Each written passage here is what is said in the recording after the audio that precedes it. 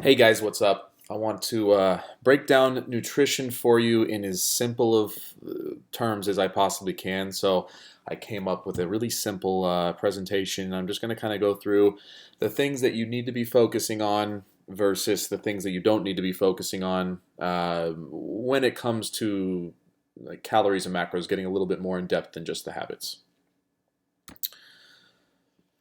So the first question is, what causes optimal fat loss? Because I think there's a big misconception. You know, I tend to talk about how important nutrition is a lot, but I still think that people have a little bit of confusion about what is specifically responsible. Is it cardio? Is doing more cardio better for, weight loss? Is eating healthy important for weight loss? Is eating as little as possible important for weight loss, so on and so forth. And I want to clear this up for once and for all so that you can have something that is concrete and that you understand that the only things you need to focus on, there's really only two things you need to focus on for weight loss. Fat loss in specific. Okay, when I talk about weight loss, I'm really talking about fat loss because you don't want to lose muscle mass, you only want to lose body fat. So I kind of consider the two synonymous. So the first thing, the most important thing is calories. Okay? Calories determines whether you gain or lose weight. Nothing else on the planet does. What I mean by that is if you eat more than you burn, you're going to lose weight. If you eat less than you burn, you're going to gain weight. And if you eat the same amount, you're not going to gain or lose weight. It's the law of thermodynamics. It's a physical law of our universe. It cannot be, there's no exceptions to that rule. Okay?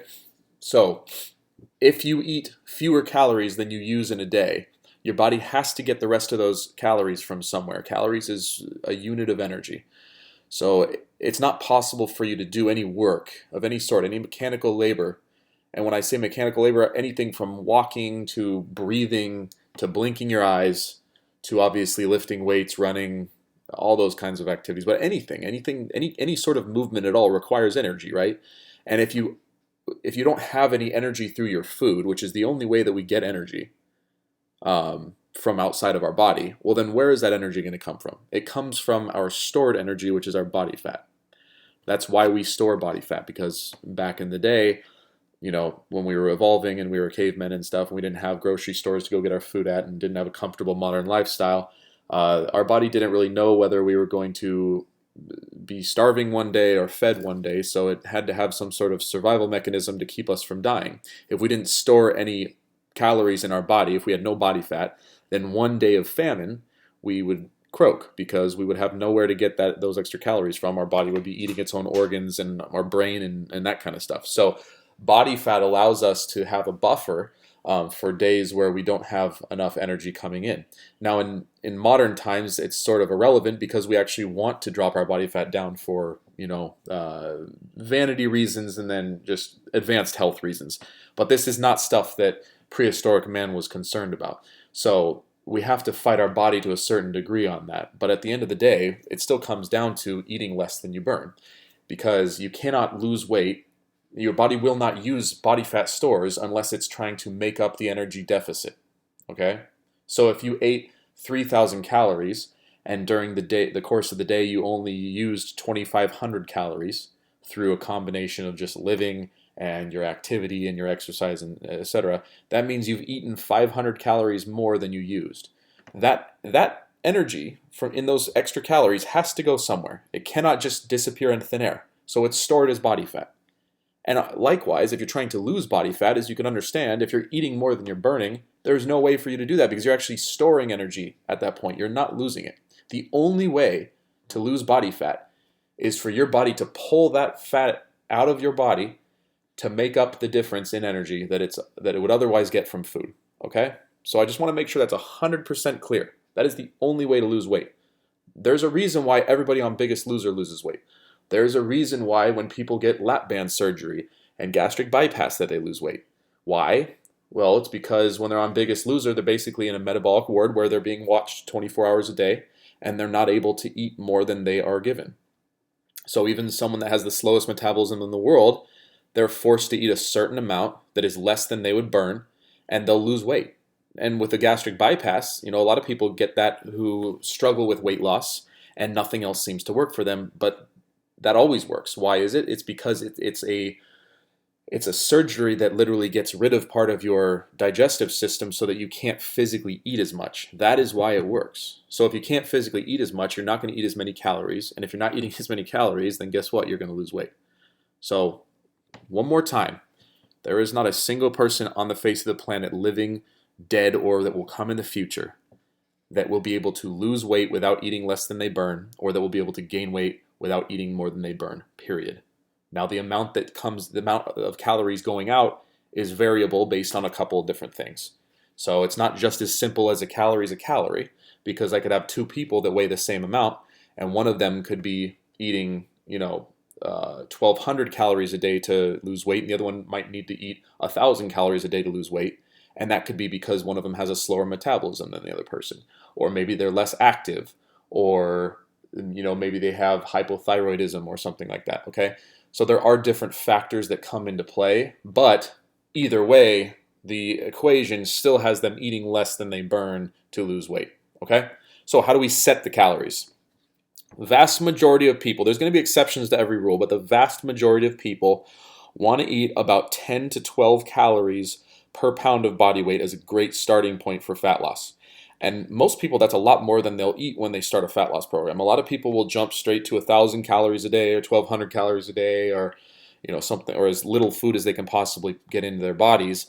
Even people weigh, like, let's say 200 pounds, right? But the thing is, you need to be eating enough that your body's not getting rid of your lean mass, because it goes back to what I was saying. We want to lose fat. We don't want to lose muscle. So you can starve yourself and then you'll lose muscle and fat, but you're not going to be getting leaner. You're just going to be getting skinny fat and unhealthy and having a bunch of other problems. So the trick is to eat the most you can and still get away with fat loss. For most people, that's going to be 10 to 12 calories per pound.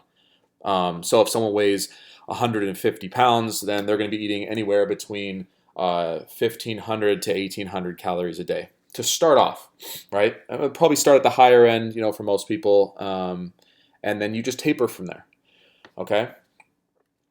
But that's only part of the equation. The other part is the macros. When I say macros, I'm referring to protein, carbs, and fat. Okay? The calories that you eat are made up of those three macronutrients. So you need to know, a 1,500 calorie diet. Two different 1,500 calorie diets can be totally different in the effect that they have on the body based on what they're eating. Someone that's eating no protein at all and eating 100% of their calories as carbs and fat is going to have drastically different results than someone that's eating, a nice balanced diet that's including enough protein to keep their muscle mass up and everything. So there's a bunch of different ways to set macros. The simplest way, okay, is going to be to set your protein for most people. It's going to be to set your protein to either 0.8 up to 1 gram per pound. So if you weigh 150 pounds, you'd be eating anywhere from about 125 to 150 grams of protein. Now, again, this is for the most people. This isn't necessarily going to be true for everybody. There's definitely some situations where higher protein needs are going to be called for, but for the average person, somewhere in the realm of 0.8 to 1 gram per pound is going to be the optimal amount to keep your muscle. Okay? Now, as far as the remaining calories, you can divide those amongst carbs and fat as you see fit. As long as you're getting some fat in your diet to support your hormones, it's pretty much, it's mostly semantics. It's mostly kind of up to preferences. Some people like eating more fats and aren't as keen on carbohydrates. Other people like more carbohydrates. So whatever breakdown is going to work best for you is going to keep you on track, and you're going to have a lot more success. Now, what you need to know about how to set those other values is that a gram of carbohydrates has 4 calories in it. A gram of fat has 9 calories in it, and a gram of protein has 4 calories in it. So if we have the 150-pound individual, okay, let's do some math here real quick. So we've got 150-pound individual. We're going to start them at 10 times body weight. So they're going to be eating 1,500 calories, okay? And let's just say they're going to be eating 150 grams of protein 1 times body weight. Since there's 4 calories in a gram of protein, we're going to do 4 times 150. That's 600 calories, okay?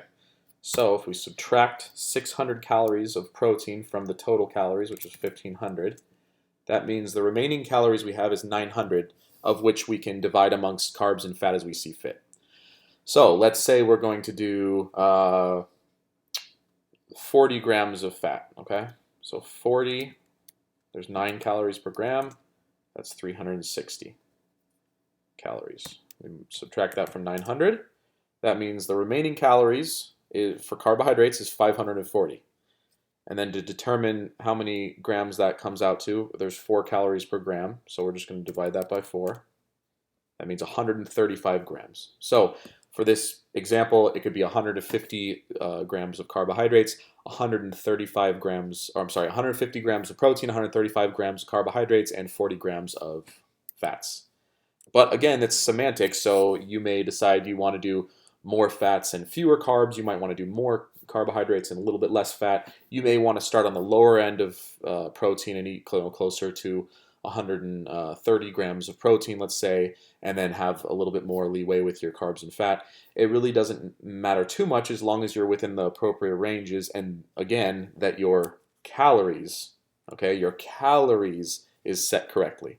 So if you're having 150 grams of protein, but you're not paying attention to the amount of carbs and fat you're eating, well, then you're not achieving this right here. You could be eating way too many calories. Or, it could be one day eating way too many, another day not eating enough, and now your body's going to be storing fat sometimes, and then other times it might be eating away at your muscle mass because it's not getting enough calories in. So you want to be consistent, and you want to be getting the right amount of calories in, and you want to make sure that really the protein is set correctly, and then the other 2 macros are just kind of whatever you prefer. Okay? Now let's get into exercise, because again, I feel people really focus on the exercise side of things and they really try to ignore nutrition, and I try to hammer that point home, but I'm still seeing a lot of that when I'm talking to people about what's the hang up for them. They say, well, I think I need to do more cardio, or I need to go to the gym after I do my workout here at training ground or whatever, and it's just that's not true. Bottom line. So there's 2 types of exercise for our intents and purposes. There's resistance training and then there's conditioning, okay? Resistance training meaning like the weight training, the heavier weight training that we do, and conditioning is like the cardio type work that we do, the lower intensity stuff that really gets your heart rate up and gets you sweating. Weight training is very important for fat loss. People think it's going to make them bulky. It doesn't, okay? What makes you bulky is a couple different things. It depends on what your definition of bulky is. If your definition of bulky is someone that looks like a huge bodybuilder that's really lean but has a whole bunch of muscle mass, unless you're on steroids, you're not going to be able to achieve that. Most people. Certainly not women, because you guys don't have enough testosterone. Guys, unless you're genetically predisposed to already looking like that, if you don't already look like it without trying, you're not going to, okay? Now, other people, to them, bulky means you just look big. But usually that's more of having high fat and then having some muscle mass. And typically it's mostly the fat that's making them look bulky, not the muscle. So when you are eating at a calorie deficit, when you're eating fewer calories than you're burning, you cannot store energy as muscle or fat. Okay, because you're using those stores of energy, right? So all we can do by lifting heavy is maintain the lean mass that we have. You're not going to get bulkier. All you're going to do is make sure you don't lose muscle while you're dropping weight. That's what we want to do. So that's why it's so important. If you just do cardio or you start lifting really light and you're not pushing yourself, what's going to happen is your muscle mass is going to start to atrophy and you're going to lose it and you're going to get skinny fat. And you're not going to have any more definition than you had when you started. You're not going to necessarily be any healthier because your body fat levels won't have decreased because you'll be losing equal amounts of muscle and fat. And you're just not going to get to your goals, okay? So just trust me on this. You need weight training. There's plenty of research to show that it's much more effective for fat loss to incorporate a regular weight training, program than to just go off and do cardio only. Which is why when you look at people that are really lean, 100% of them train weights. You will never see someone really lean that only jumps on a treadmill and does that all the time. What you will find is you'll find a lot of people that want to lose weight that are struggling with it that are on the treadmills all day. But you won't find the people that are in really good shape there. And it's not because of luck, it's because they're doing the stuff that actually is relevant to their goal. Now, cardio is the one that people really associate with weight loss, but here's the thing. All cardio does is it increases the amount of calories that are leaving your body. Okay? So, What it does is it allows you to eat more and still be in a deficit. If you were burning 1,500 calories a day just existing, right? And then you did 200 calories of cardio a day, now you'd be burning 1,700 calories a day, 1,500 plus 200. So if you were previously eating, 1,300 calories a day, it might not be a big enough calorie deficit if you're only burning 1,500 calories a day to lose weight. But if you add in 200 calories of cardio, that level might be enough of a deficit for you to start dropping weight down. So in that sense, yes, it can help, but it's only related to the calories going in. The other easier way to change your results is to just eat fewer calories, right? You could just eat 1,000 calories or 1,100 calories instead of the 1,300 if you're not seeing results at that level. So it just depends. You can do either way, right? But do you prefer to do more exercise or do you prefer to eat a little less? Do you have the free time to do more exercise? Now, all that being said, that's assuming you already know where your sweet spot is. I think the biggest mistake people make is they say, I want to lose fat, and then they're not patient enough and they just try to do everything at once. We want to do the least amount of work and eat the most we can and still see results, because that's going to set us up for the best long-term path. Because think about this, as you hit plateaus, you're going to have to drop your calories down or add more exercise in order to get over those plateaus. But if you start with as few calories as possible and as much exercise as possible, you're not going to have anywhere to go from there. And so as soon as you hit the plateau, you're stuck. So instead, start with eating a lot more, and doing less exercise. And only when you need to, when you hit those 2 weeks of plateaus, should you go ahead and switch things up by adding in a little more cardio or dropping your calories down a little bit. Now, how do you choose which one of those to do? Well, like I said, if you have a lot of free time and you don't mind doing more exercise, great. Go ahead and add in more exercise at that point. If you're not having problems with hunger, maybe you would prefer to drop your calories down. But if you're already pretty close to ravenous, then the last thing you're going to want to do is drop calories lower, because then you're going to be much more likely to cheat on your diet. So in that case, I might say, yeah, go ahead and increase the deficit by adding more cardio. Okay, but again, so it's cardio exercise is related to the calories outside of the equation. The foods you eat is related to the calories inside of the equation, right? But the relationship between calories in and calories out is the only thing that results in weight loss. So you can't just look at cardio out of context. Cardio in and of itself does nothing. Because if you do 200 calories of cardio every day and then you increase your calories that you're eating every day by 200, well, nothing is going to happen. And that's what a lot of people do because they're not tracking, right? Your body's going to want to stay at equilibrium. It doesn't like change. So it's going to be very good at convincing you to eat a little bit more without you even realizing it, unless you're being careful to, track what you're eating. So first things first, you need to set your calories and you should set your macros, and then you need to track and make sure you're eating to those. If you're not doing that, either directly through something like MyFitnessPal or indirectly through the habits, okay? The habit still accomplishes this because it helps you make sure that you're eating proper proportions. We have the fist of vegetables and the palm of protein and stuff, and that helps us kind of accomplish the macro breakdown. And then the calories is controlled by eating the same number of meals every day and keeping the meals about the same size. It won't be quite as tightly controlled as if you're obviously tracking the calories directly through something like MyFitnessPal, but it's better than nothing. It's certainly better than just eating when you're hungry and not really paying attention to how much you're eating, okay? So you cannot lose weight without tracking this stuff unless you're lucky. And you would know because you already would have achieved your goals. So if your goal is to lose weight, that means you need to track. Bottom line, okay? I hope that kind of clears up how does exercise come into it. So, if you're not losing weight, it doesn't mean you need to add more cardio in. It means first thing you need to do is say, am I actually tracking my calories and my macro breakdown? And if I'm not, let me go ahead and start doing that. And the take-home message, I'm going to say this one more time, is you need to know how many calories you're eating every day, and you need to keep it consistent. You need to make sure you're eating enough protein and that you're lifting weights so that the only weight you're losing is fat. And you need to be patient because it's going to take some time. You're not going to know right away what the optimal amount you need to eat is to lose weight.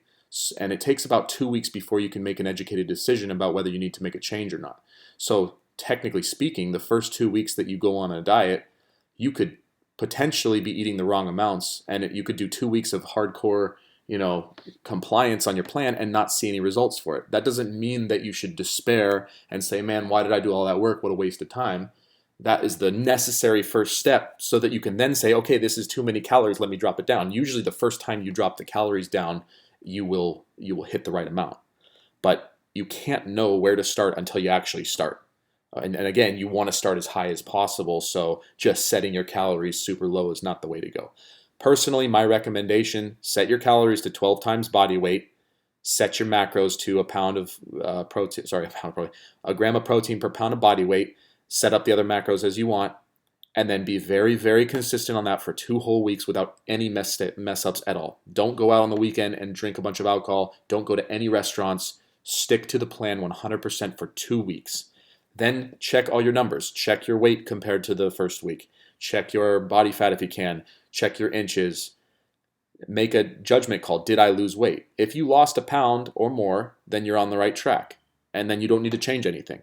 If you didn't lose any weight or you gained weight, then that's a sign that you're eating too much and you need to taper the calories down a little bit, about 10% usually. So if you're eating 2,000 calories, you could drop it down to 1,800 calories, give or take a couple, okay? And then you do another 2 weeks. Never make any assumptions in less than 2 weeks' time. Anytime you make a change to your diet, give it another 2 weeks of 100% compliance before you make a change. Is that a slow process? Yes. Weight loss is not quick. Weight loss is not easy. Weight loss is challenging. It takes a ton of discipline. There is a reason why the vast majority of Americans, 2/3 of Americans, cannot get to their goals. Okay? There's a reason behind that. It's not easy, but it's possible. It just takes you being disciplined and knowing what you need to focus on and not making excuses to yourself. Okay? So if you guys have any questions on this stuff, let me know. I'm happy to help. Otherwise, let's get it going with this. Okay? Thanks.